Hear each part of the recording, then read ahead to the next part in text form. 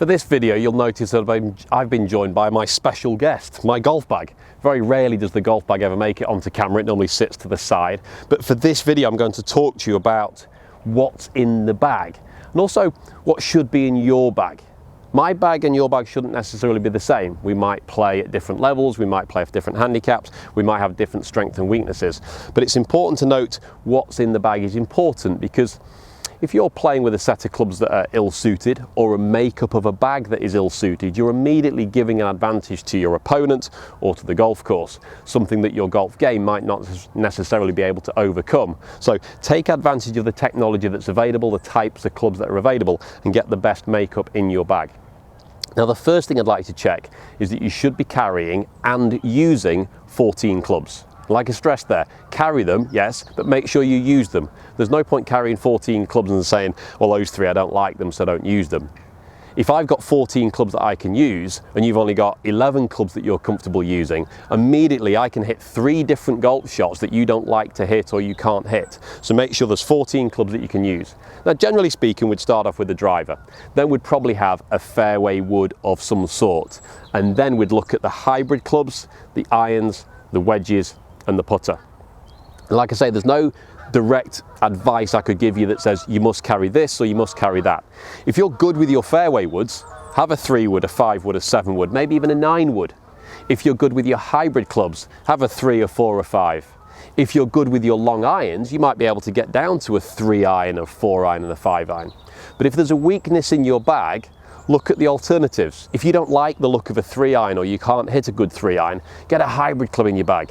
If you struggle with a hybrid, maybe even try fairway wood. So look in that long iron area and make sure you've got the right number of clubs that should all do a slightly different job. What we don't want to do is have a 3 hybrid and a 7 wood that both hit the same shot. There's no point, because you'd be standing there on the golf course 200 yards away going, well, I can hit this or I can hit this, and they're both going to give me the same result. We want a discernible difference, and that would need to be a minimum of a 10-yard gap. If one club goes 200 and one club goes 190 and the next club goes 180, that's probably a good makeup, a good split in the bag. But if 2 clubs go the same distance at the same height, 0 point carrying them. Choose your favourite, drop the other one. And when you drop clubs, that will create space in other parts of your bag. So generally speaking, most golfers are going to carry a 5, 6, 7, 8, 9 iron and pitching wedge. But then it gets interesting again, because a lot of golfers take the pitching wedge, take the sand wedge, and then go and play golf. Now at that end, you've only got 2 wedges. Now if you look at a lot of better players, tour pros and the like, they're going to be carrying 4 wedges. So it's not just the pitching wedge and the sand wedge, but I've also got a gap wedge, which sits between the gap of a pitching wedge and a sand wedge, and then a lob wedge, which is more lofted than a sand wedge. And I think from what I see with my clients, that's probably the biggest area of sort of where they don't focus on that. They don't appreciate how important those clubs are. They think the pitching wedge goes high, the sand wedge goes a little bit higher and plays out the bunker. But in terms of yardage gaps, there might be a 25-yard gap between your pitching wedge and your sand wedge. You might not have enough loft to really loft it over the bunker, so you end up manipulating shots with the sand wedge. Well, get a gap wedge in the bag, get a lob wedge in the bag, and then those clubs will do that job for you. And then we should have a putter.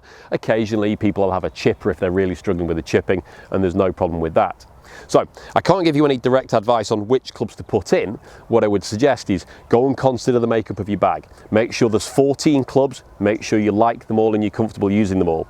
Focus on whether you carry fairway woods, hybrid clubs, long irons. Focus on getting more than 2 wedges in the bag, ideally 4 wedges.